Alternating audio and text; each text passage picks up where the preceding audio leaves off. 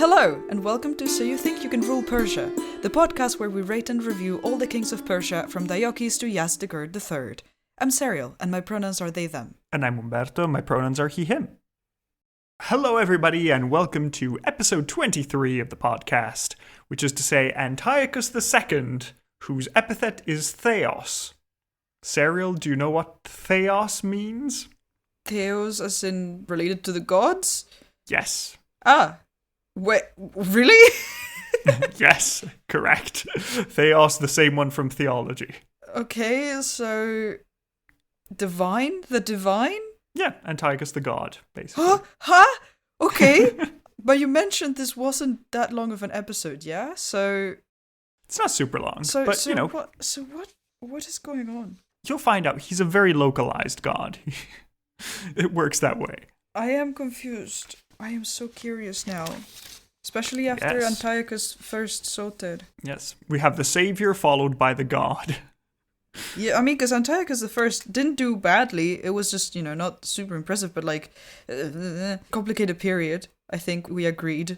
Yeah, it was basically a solid performance, but nothing extraordinary, which is why we didn't give him a Shah. So I guess now something incredible and miraculous is going to happen. Listen, I did not expect this.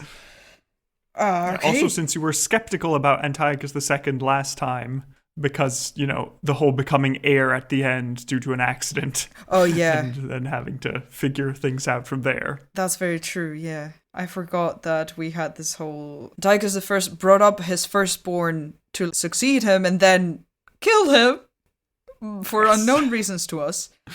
And this is the other son, I assume. This is the spare son that they had that needed to succeed. So, let's find out. Yeah. But first, let's have just a quick recap on Antiochus I, so everybody knows where we are. So basically, Antiochus I picked up the kingdom from Seleucus, managed to stabilize, build a lot of cities. He was one of the founders of the great city of Antioch on the Orontes, which will become the capital of the Seleucid Empire, and is, yes, that Antioch that you've heard of. It's the one that's important for Christianity, yes, that one. So Antiochus settled the empire, then he had to fight some Gauls, which ended up settling in the center of Anatolia in a place called Galatia. He also fought, almost accidentally, a war with the Ptolemies over Syria. It didn't really end up with any real solutions. It just was basically back to the start. He also kept up the friendship with the Maurya Empire in India. And besides that, just did a generally good job securing the empire and making sure it was in order. But as we mentioned before, the issue here is that his son and co-king Seleucus was executed because it seems maybe he tried to rebel, but we don't have any clear evidence around there. So Antiochus II became the heir by proxy, but not co-king until Antiochus I died because, well, there was no trust there anymore. So here we go. Let's start. So Antiochus II is born in around 286 BC as the son of Antiochus I and his wife/mother-in-law for a bit, Stratonike. Oh, yeah. And as we saw, Antiochus wasn't really meant to become king and wasn't really trained as the heir. He was trained as, the second son, but no huge collaboration with his father. But at a certain point, Seleucus maybe rebelled against his father and tried to take the throne early. The rebellion failed, Seleucus was executed, and Antiochus II was left as heir to the throne, but not co-king. But in any case, we see that Antiochus II has grown up enough. He seems to be in his mid-20s by the time his father dies, and he's already married with children. Oh. So he has a wife called Laodike, and can you guess what the names of his children are? He has two sons. I'm going to say Seleucus and Antiochus. Correct. Hey! In that order, good old exactly. Traditional names in this family. Yes. We only have two names. We don't want any foreign names. Yes, there we go. So, good to know. Also, Appian, who is one of our historians, tells us that this was actually a love match, so... Oh. Who knows? He was the second son. Maybe he was allowed this luxury. And, okay, awesome. Nice. Maybe it wasn't that important. Let's hope so. Who he married, or, maybe it was while Seleucus was still alive, so not really. Yeah, he has 2 children, so presumably it was a while and before. I guess there so it wasn't makes sense. any conflict that needed to be settled by marriage. That Yeah, couldn't be done everything with was someone stable else. enough, and they didn't need the prince. So it was like, yep, sure, you like this girl, go for it. Congratulations. Yeah, So lucky. let's hope we had another functional relationship. Although, we'll see how it ends. Well, power dynamics can still be not ideal. Oh yeah, definitely. I mean, if Not ideal. somebody's a prince Exactly. and eventually heir to the throne, that's sort of complicated. Good that you can marry by love, but also it's still not gonna be, Yeah, it's problematic. But anyway. still implications. Yes. Anyway, when Antiochus I dies, Antiochus II, our protagonist, comes to the throne in 261. Hooray, hooray, he is Or probably rejoice. 25-ish, and he is now king of the Seleucid Empire. I'm gonna write that down, just so I remember when you ask me how long he reigned. Nice. So his rise to the throne seemed to have been pretty stable, like it wasn't too terrible that the empire didn't explode into civil war. But what we do see that is kind of unnerving is that his brother Seleucus rebels in Babylon when he came to the throne. No? Can you see the problem? Seleucus is dead. Yes.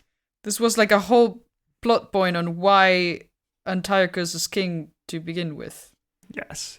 But apparently there's some guy in Babylon saying, I'm Seleucus, make me your king. Very confused. So, probably an imposter or a whole weird Bardia situation. I was because gonna why say not? Bardia's back. Yay. Play a Bardia. Yeah. But anyway, we don't have to worry about it for long because Antiochus rushes east, defeats the uprising, and apparently impales the Seleucus. We're not doing none of that. Sure. Excuse me. Yes, so we don't want any trouble at my succession, please. I want to be an only child, thank you very much. Kindly off. Yes. But there is more chaos because the Ptolemies exist and, well, Of course. that's going to cause some problems. So we have the following situation in Anatolia, because you have to remember that the Ptolemies aren't just in Egypt now, they have a lot of territories along the eastern Mediterranean because they have a strong fleet. Oh yeah. That was like their whole thing. Yeah, that's a big deal. So in 259, there is a rebellion in the Ptolemaic city of Miletus on the Anatolian coast. So the city rebels, makes itself independent. Where Thales was from. Yes, exactly. Ah. Same place. And, well, this Miletus is bordering the Seleucid Empire, so Antiochus sees a nice, juicy city that is disorganized and just freshly rebelled, and he says, okay, great, I'll conquer Mine. it. Yeah. Yes. So Antiochus jumps on the city, takes Miletus, hooray, it's in the empire now.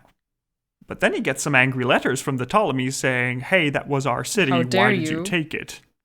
And Antiochus replies, it wasn't your city anymore, I took it fair and square. If it was your city, why was it rebelling, huh? Yeah, basically. So the Ptolemies send a letter back saying, okay, fine, then we're fighting you. Uh-huh. Meet us behind the schoolyard at 4. That sort of thing. Yes. You wanna fight? You wanna fight? Let's settle this outside. Yes. So first of all, the citizens of Miletus proclaim Antiochus a god, which is where he becomes Theos. Wait. Yes. I love this. I love the citizens of the city that was just taken by him were so done with the Ptolemies that they're like, this guy, Like, yes, this fella, he is yes. our god now. We not only want him to rule us, we want to worship him. Just don't bring those guys back, please. Yes, everybody was done with the Ptolemies at this early stage, so hooray! Antiochus the god, we got him. I love this. Oh, this brings me such joy. I'm so sorry to all the Ptolemy fans. I actually don't know much about the Ptolemies. But this situation we'll is find out hilarious some, to me. Yes. Yeah, so Antiochus is a god in a very specific place, but he's still a god. It still counts on his resume. Congratulations. I mean, if you can put that in your resume, Yeah. go right ahead. Yeah, like all of Yeah. us can put Time Person of the Year 2006 on our resume. Go for it. Oh, okay, I didn't know. Yes, because the That's Time Person funny. of the Year was you with a mirrored page in the front, which was fun. Oh, that's cool. Seriously, there should be more memes about this. Like when a city likes you so little that they make the new guy who invade them a god just to keep you from, like, just to make it clear, you know? Yeah, that's a thing that happens. Oh, goodness. But yeah.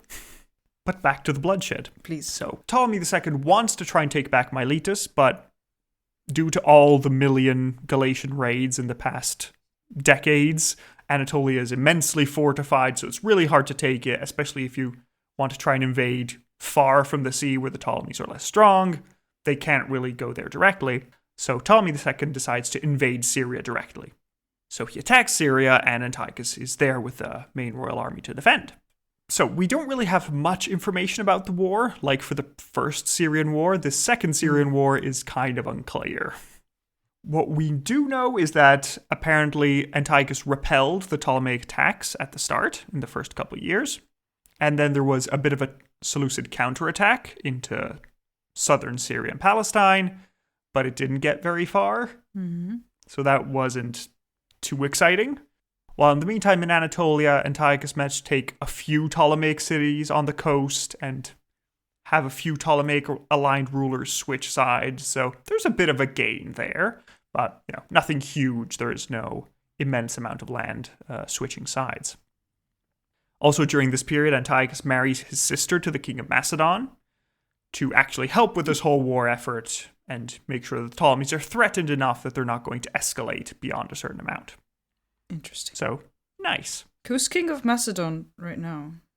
Since, we went over there for a while. Yes, I don't know if it's still Antiochus II. I think it might be, but it may also be his son, which I would assume is called Demetrius because this dynasty has two names, and they're Antigonus and Demetrius. Yeah.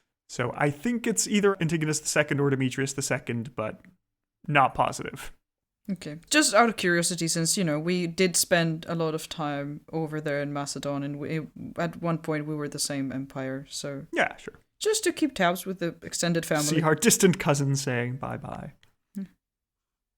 But one of the problems with this Syrian war for Antiochus is that it sort of has the north of Anatolia, which wasn't involved in the fighting, slip away from Seleucid control. Because there are three northern kingdoms called Bithynia, Pontus, and Cappadocia that start to drift out of the Seleucid sphere of influence and be more politically independent than they had been previously. Although Antiochus married one of his daughters to the king of Cappadocia to try and at least avoid attacks in that direction, but it's still a little bit messy. But another issue that this war caused that was sort of related to the war but not to the actual fighting is that the eastern satrapies are unhappy. Because if the king is in the west all the time, then the east has to figure out how to deal with itself. So we know that Antiochus never really visited Babylon as king or went further east than Babylon. And in particular, it seems that the region of Bactria and Parthia in the northeast and just north of the empire are sort of becoming more independent as they have to rely on the local population to repel nomadic raids, which are starting to pick up a little bit, and they're starting to become a little bit threatening. There's nothing insane yet, but it's still a little bit worrying to start from anyway. Yeah, so what's happening is we're sort of continuing the westward trend that we've already seen under Antiochus I, because originally the empire, when Seleucus took it, it was based in Babylon, extended, went to the east, took the control, then he put his son and heir in control of the east to rule it in his stead. Then when Antiochus I came to the throne, he tried to rule the empire. He tried to also have his heir rule the east, but as we saw, that failed because Seleucus had to be executed in the end. Well, again, reasons. Not much information on that. Yeah. And the fact is that now Antiochus II has decided to not appoint his supposed son and heir as ruler of the East. He's apparently learned from the potential attempted rebellion, who knows, and he's decided, no, I'm not going to name an heir, I'm not going to name a co-ruler, I'm just going to stay on my own. If the East can govern itself with local rulers, awesome, I don't need to worry about that. Well, I don't know if that's a better strategy. Because, not having any kind of eye on there, I don't know. Yeah, that can be problematic if things go downhill otherwise. Yeah, you're depending on the people there really being very loyal to you. Yeah, and basically, if the people realize that, we're paying taxes to the king, but the king doesn't Isn't really here. bother governing us, well, then why do we need the king in the first place? Exactly. So that's a whole mess there. And also, the Seleucids sort of started following more west because they didn't continue marrying into Eastern families. Because if you remember, Antiochus I is half Sogdian and half Macedonian. Mm-hmm. And so he had allies. He had family was a whole ties thing, in the region. Yeah. But he didn't marry any Iranian women. He just married Macedonian women. And that's where his heirs came from. So that's a problem. And now Antiochus himself, Antiochus II, also married a Macedonian woman. So again, moving further and further away from the east of the empire, which is being left to its own devices. I'm sure that won't backfire at all. Anyway, despite the edges of the empire slipping away due to this second Syrian war, I'm sure we'll be fine. Yeah, no consequences. They keep fighting for 7 years with basically no progress either way. As we mentioned, Antiochus takes a few coastal cities, but it's nothing too impressive. So in the end, the two sides decide to make peace. And the terms of the peace basically look like everybody keeps what they had, and it's fine. Not really Nothing a comes conclusive of war. this. Yes. Who cares about the people who lost their lives? Yeah, it's fine. They're expendable. They're NPCs. It's okay. Wow. But there is one term that we do know of for this peace. Which is basically that Antiochus is going to marry Ptolemy II's daughter, Berenike. Okay. And weirdly enough, we're told that when Berenike came to the Seleucid court in Antioch, her father Ptolemy would constantly send her jars full of water from the Nile to drink. Ew. Which sounds very excessive. Don't. But, yeah. Don't do that. Don't drink it doesn't water sound straight from a either river. healthy or clever, but I guess taste of home or something? I don't know. It's a very specific mineral water brand that they only have there. Yes. I only drink this specific water. I will die of thirst before I drink anything else. Just, what the hell? Yeah. It's sort of unclear who asked for this marriage, because there are two sides of it we could consider. So, on the one side, if we look at it from Ptolemy's point of view, he gets the advantage that, well, his daughter is now a trusted family member in the Seleucid court, and she can pull strings when needed. Sure. Also, if they have a son, well, it's going to be a half Seleucid, half Ptolemaic son with a Ptolemaic mother raising him. So it's definitely going to be very favorable to the Ptolemies if and when this child comes to the throne. Right. So that would be good news. Join the empires. Yeah. On the other hand, Antiochus sort of has the advantage that, well, he might have an heir that has a claim to the Ptolemaic kingdom. And that heir could eventually claim both of them. So, awesome. It's so funny that both of them are like, we joined the empires, but on my terms. Yes, but on my side.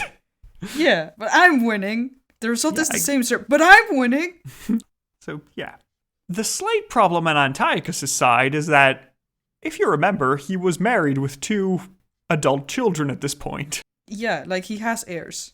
Yes, he has 2 heirs. Okay, Antiochus, please don't do anything rush. Yeah, so what do you think his supposed love match Laodike thinks about this new marriage and potential heir that will replace her sons? No, to the fire with her. Pretty much, because... Understandably so.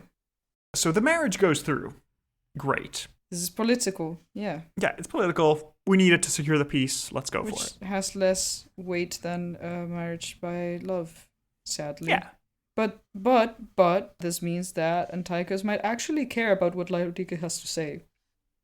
Yeah, if he actually cares about her, right? Yes, in theory, we're told that he supposedly cared for her. So yeah. Let's see if the actions match the words. Something tells me not so much. Okay. So Laodike, basically, it's unclear if she was like full-on divorced or if she just decided to leave the court in outrage, presumably, or she was kicked out by the new queen Berenike. We're not sure. of the dynamics. Laodike and her two sons, Seleucus and Antiochus, head all the way to Anatolia in Ephesus. The betrayal. Dude. Yes, and they stay there basically fuming silently for a while.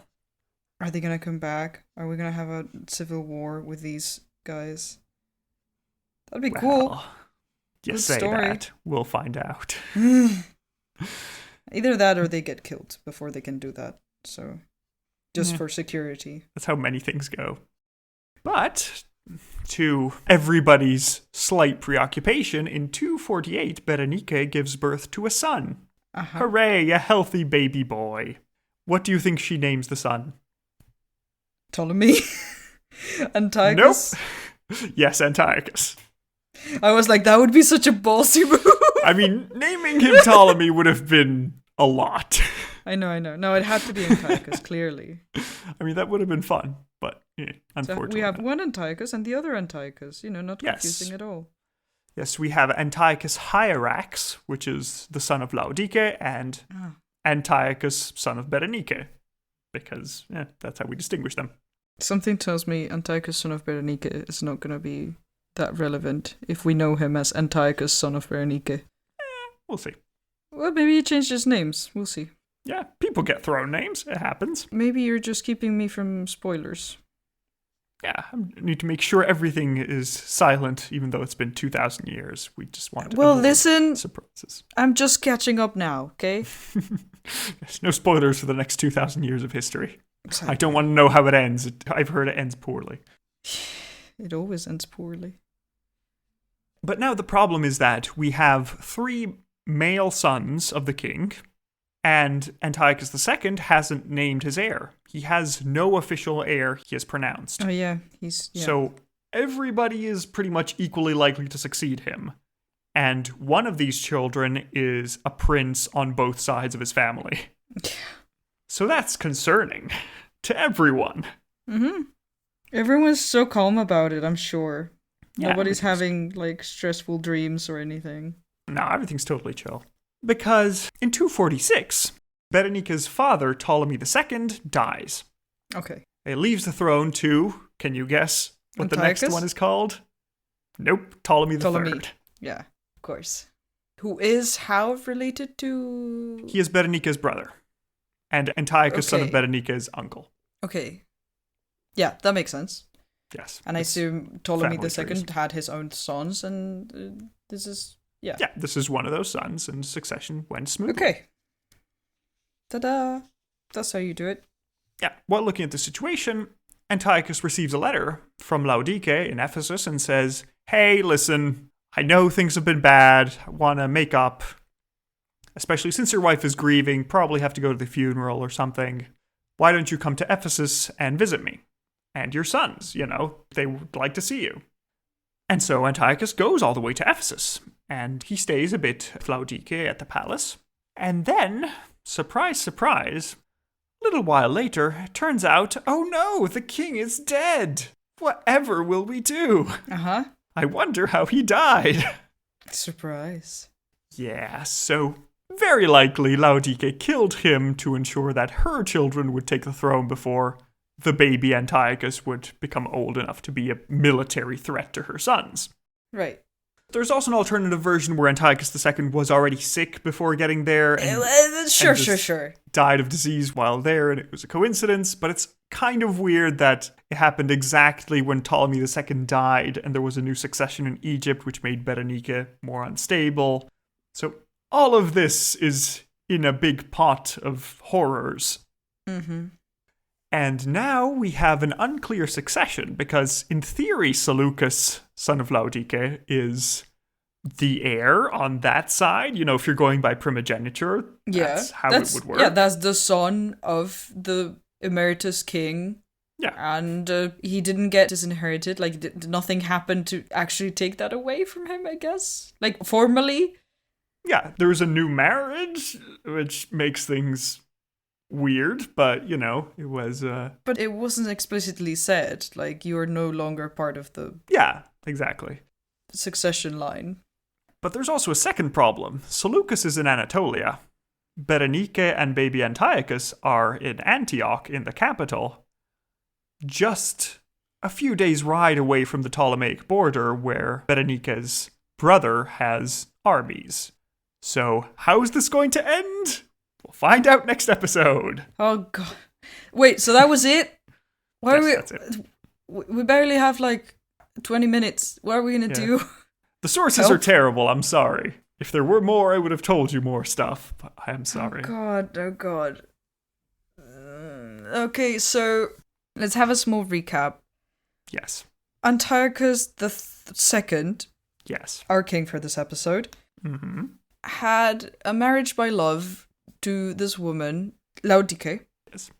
Because he wasn't supposed to be the heir to the throne, so he could do whatever he wanted. And then his father killed his primogenitus, Seleucus, because... Elder brother, yeah. Exactly, because of... we don't know. And so Antiochus ended up being the successor. Yes. And then in all of this wibbly-wobbly madness, well, he had 2 sons already before becoming king. Yes. So we've seen before in this podcast that, sometimes the excuse they use is, if you were a son before this person became king, then you're not as legitimate as the son that they had after becoming king. Yes, which is they were born as a prince as opposed to being Exactly. born as a common person. Which, sure, you can use that as an excuse if you want. It's not consistent on itself. It's not. It only works if you have somebody powerful making that Exactly. argument for you. Yeah. So he has 2 sons, Seleucus and Antiochus, with Laodike. And then because of this whole thing with the Ptolemies, where he went to get the city because it was rebelling already, and he got it, and then the Ptolemies were like, "What the hell, man? That's our city." And he was like, "No, it was rebelling, so it was by proxy, not yours anymore." And there's this whole mess, and then in the end, they're like, "Okay, everything goes back to how we have it, but now we have a marriage that potentially joins the 2 empires, the Ptolemaic and the Seleucid." Yes. And that is the marriage of the Ptolemy's sister to Antiochus. Yes. The sister of Ptolemy III, daughter of Exactly. Ptolemy II. Yes, the daughter of Ptolemy II, who is the current, of course. Mhm. It's just same names. I know. And so Laodike is not happy about this because that could take legitimacy away from her own children. Mm-hmm. So she leaves the court. Yes. We don't know how officially, but Yeah, we don't know if somebody pushed her away physically- or she's she leaving physically voluntarily. leaves. Yeah. And then eventually Antiochus has a son with this new wife who is called Berenike. Too similar of a name. Again, does not make it easy. Daughter of Ptolemy II. Yes. And it is a son, which means he has a claim to both empires, which everyone wants for their own gain. And then Ptolemy II dies. Ptolemy III becomes king, the uncle of this child. Yes. And then mysteriously Antiochus dies, right after. Just slightly after visiting Laodike at Ephesus. And everything is on fire now. Right, did Laodike kill him? It's implied. That wouldn't make any sense. Why? I mean, it's implied that, now that Ptolemy III is new on the throne, he's unstable, Berenike doesn't have as much secure support. So, and also Right. Berenike's child is still young and can't act for himself. And so- Laodice's children, Seleucus and Antiochus, are men at this point. Yeah, they're adult men who can lead an army and take the empire. And so maybe she's I'm overthrowing my own husband Yeah, in favor of my son. in favor of my children because I care more about them than he does, or he cares about me, apparently, because obviously he betrayed us. So, joke's on you. I am back, bitches. Yeah, also, since nobody had been announced as the official heir... Yeah, well, then- that was on Antiochus for not doing that, Yeah, then the problem is that Antiochus II could have just at any moment said, "Oh, my son by Berenike is the real heir," and that destroys Yeah. all of Laodice's plans. Right. So by killing him before he can make this decision, she saves her son's legitimacy. Yeah, which, really silly of Antiochus, because we've learned that you should have succession plans kind of figured out, Yes, I mean, that was the custom for a long time. As soon as possible. Yeah. Until Antiochus' older brother Seleucus messed everything up for everybody by ruining the succession somehow. Well, I would say until Alexander was like, I don't care. I mean, yeah, of course. But that goes without saying. Alexander messing up successions is implied. It's just what he does, the boy. Yeah. But yeah, so there is the ending of Antiochus II, Antiochus the God. Okay, so Serial, are you ready to rate Antiochus II? Sure. Yeah. Woo! Let's see. I mean, sadly, sources do not give us much, so... Yeah. Don't expect terribly high scores, but let's see what he gets. Okay, so our first category is final moments. How interesting was his death? Potentially murdered by his wife. Honestly? Due to succession. Kind of interesting, because, yeah, that's a lot of drama. And also due to the whole mess it leaves behind. Yeah. I'm mad that we don't know, but also, like, the implications are interesting. I am intrigued. Yeah, it could be. And also, especially if it was a love match, where she has to kill her former lover, and it was like, thing, you betrayed. Anakin, you were my brother. At this point, I would understand if she was really mad at him. I mean, it's understandable. Yeah, no, the point where he put the ties with the Ptolemies before his marriage with Laodike. I can see how she was very pissed. Like, do we mean nothing to you? Most people. So, yeah, we've been with you for decades. Your children are adults now. What are you doing? I want her to have a revenge act so bad. Well, you'll get to find out next episode because she features prominently in it. Oh, good. I don't know how successful she will be, but like, if I were writing the history. In your version, she's successful. In my version, I would make both women just all the interesting bits, and would not just make them hate each other, but like eventually unite and respect each other and be like, okay, it's our empire now. All of you guys. Yeah. There's a woman in 24 episodes I'm very excited for you to meet, but it'll be in a while. But anyway, the death. How would you rate it?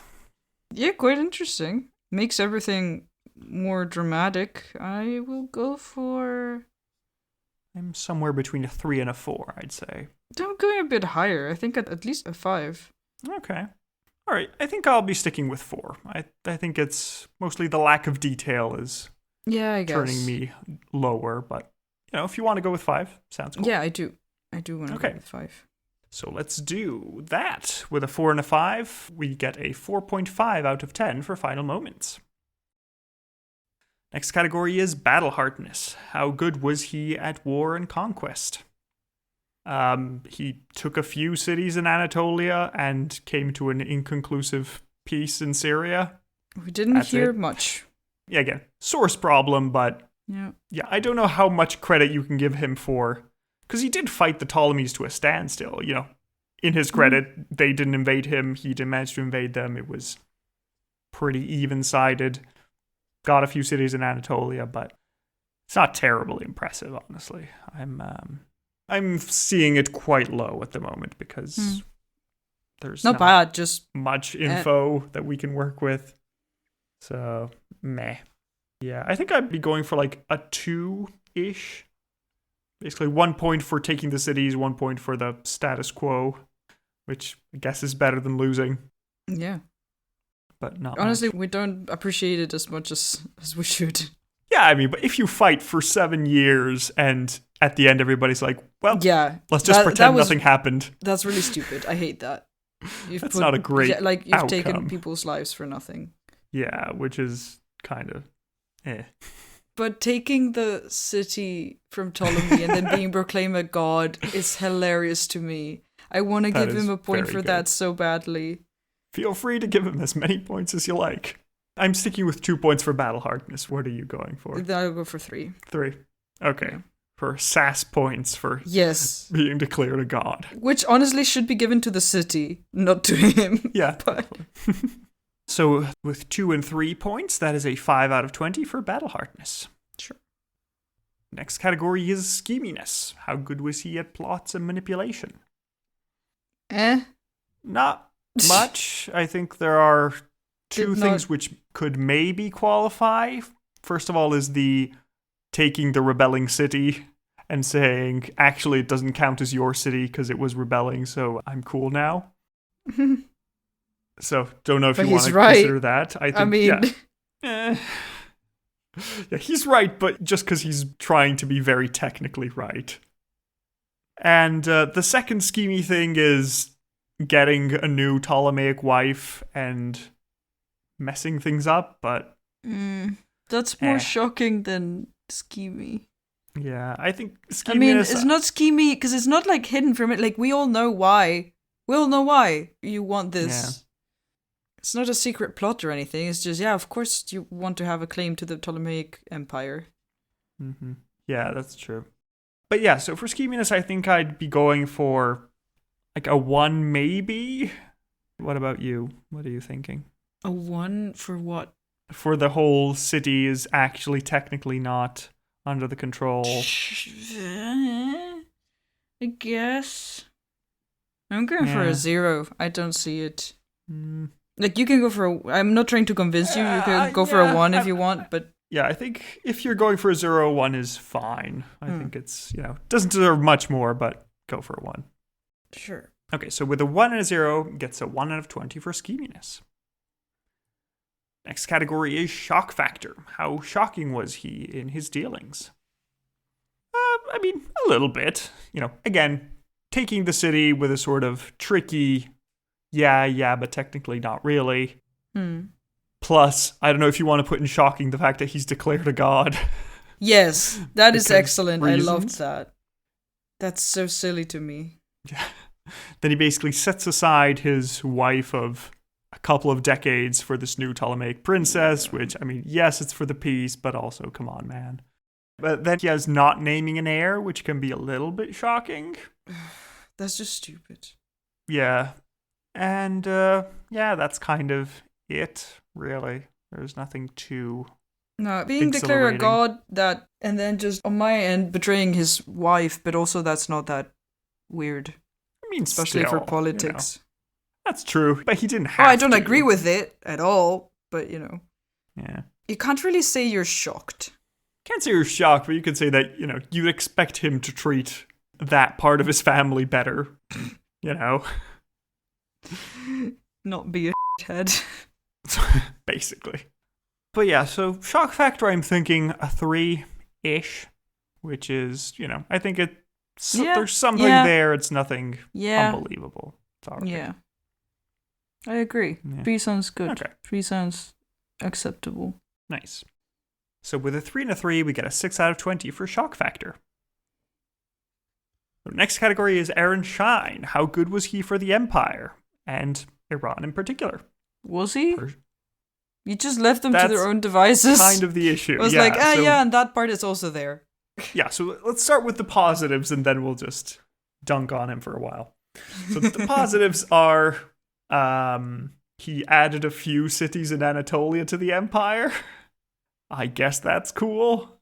He has a marriage alliance with the Ptolemies, which is a bit messy, but I guess it's nice to have. And that's pretty much it. On the downside, he doesn't leave a clear heir in the succession, which is a problem. He messes up the succession by taking a second wife that is politically important. Yeah. Yeah, you could say he was too greedy and wanted this to happen, but then messed up the things way more because of wanting too much. He had never, taken the ties to the Ptolemies. Sure, he wouldn't have a claim to the Ptolemaic Empire, but his empire wouldn't be in danger to be taken by the Ptolemies either. So, Yeah, that's kind of a problem. And also, if he had just decided to be decisive and say, okay, nope, my son by Berenica is now the heir, this is how it works, then, okay, at least things are clear. At least we know, sure, you can deal with the consequences, but will be very annoyed, but at least you've made a clear direction for the empire. And also other negative things are that the north of Anatolia is slipping away, the kingdoms are doing their own thing. Also, the whole east is slipping away because they're learning to govern themselves without needing a king and doing what they want. So that's not good for the empire overall. And, Iran in particular is just being neglected and used as a piggy bank when it's comfortable for the Seleucids and it's not really having power. So, not terribly impressed, gotta say.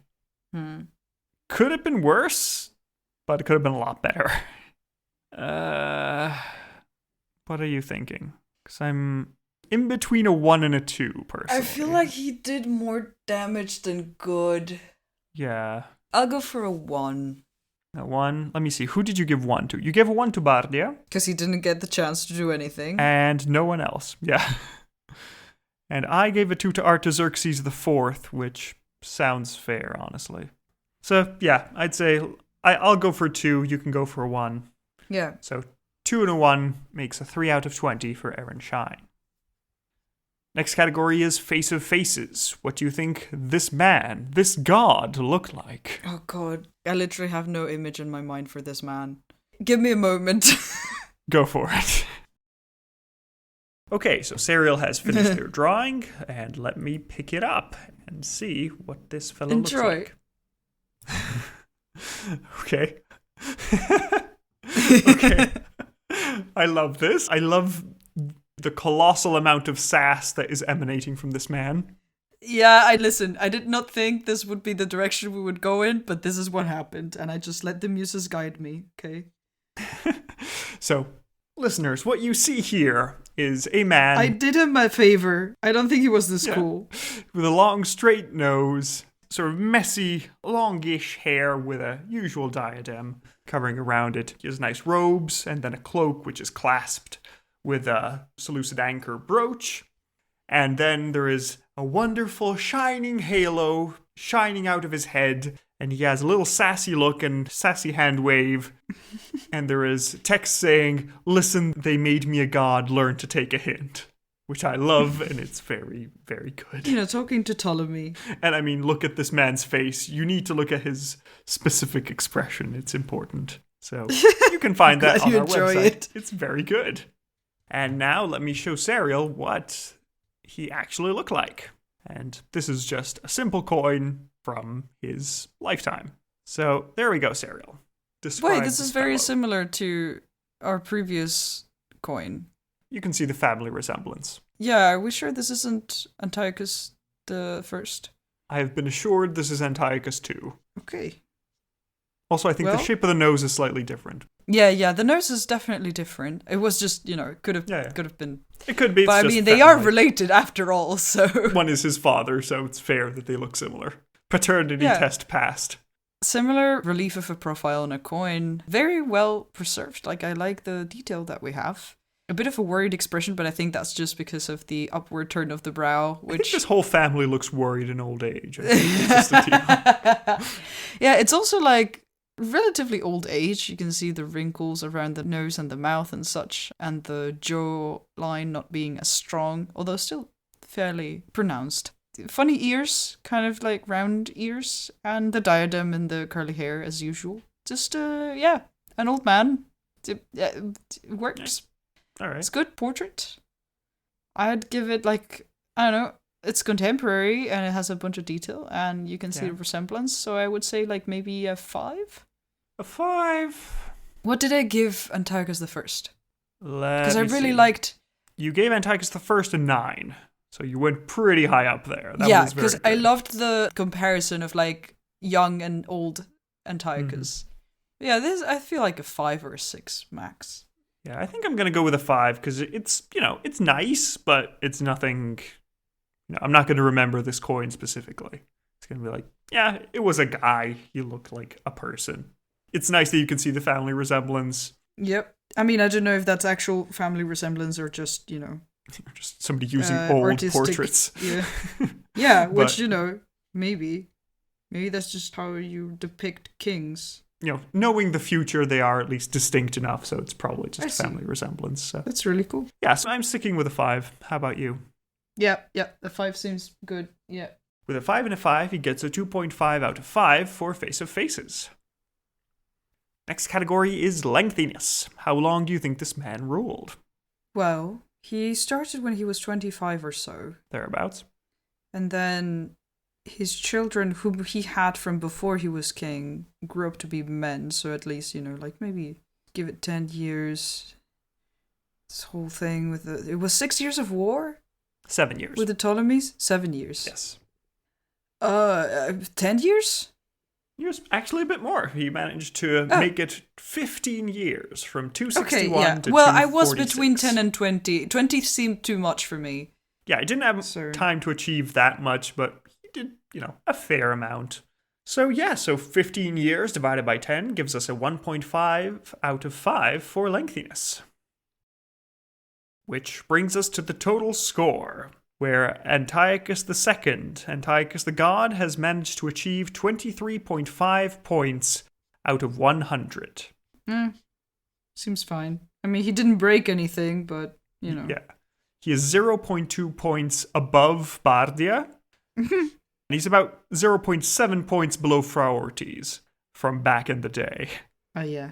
Good old Frau Ortiz. Which sounds harsh, but, what'd he do? Do better.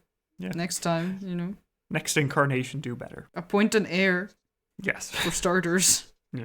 That is honestly, that is unforgivable. Every time they do not appoint an heir. Because I understand it if, you do not have the time, there's a lot going on, you haven't managed to have a son, whatever. But, come on. Is it that difficult? Yeah, you should know better. And, if any royals are listening, please appoint an heir. Thank you. Yeah. We should just have minus points just for that. New Specific category on did you appoint an heir? No. Did you do then an you're Alexander? Getting minus 100 points. Yeah, then it is your fault. Okay, but that leads us to the final question that I think we know the answer for, which is he exciting enough, godly enough, sassy enough to be called a Shahanshah, or is he just a Shahanah? Nah. Dude, we do not have... Which, again, probably lots to do with the sources, but that's how this podcast goes. Yeah, I mean, if we had more sources, we'd tell you about them, but we don't, so sorry. So, sorry, Antiochus. You can go to your father, Antiochus, and tell him that the succession is very messy now compared to just a little bit messy to when he was around. And you can both have fun in the desert. Should have just let Seleucus take over. Yeah, who knows? Because, he didn't even live that much longer once he killed his son. So, what would have been the difference? Come on. Yeah, so that is the end of today's episode. Hope you enjoyed it, and hope you'll join us next week for whatever civil war happens in the aftermath and figure out whose son succeeds. Will the powerful mothers have an influence? Who knows? We'll see. Oh, I like them. I can't wait to know what the Greeks have written about the evil women. Yes, of course they're women, and they're trying to have agency, so they're evil. That's how it works. Yeah, witches. If you've enjoyed the episode, please remember to rate us and review us, if possible, on your podcast app of choice. That helps more people find out that we exist, and it's always nice to hear your nice words. It's good to know that we're doing a good job, so hooray. And so without further ado, I guess hope you have a good week, and we'll catch you next week with the mystery candidate. Can't wait to find out. Take care, everybody, and see you next week. Bye. Bye.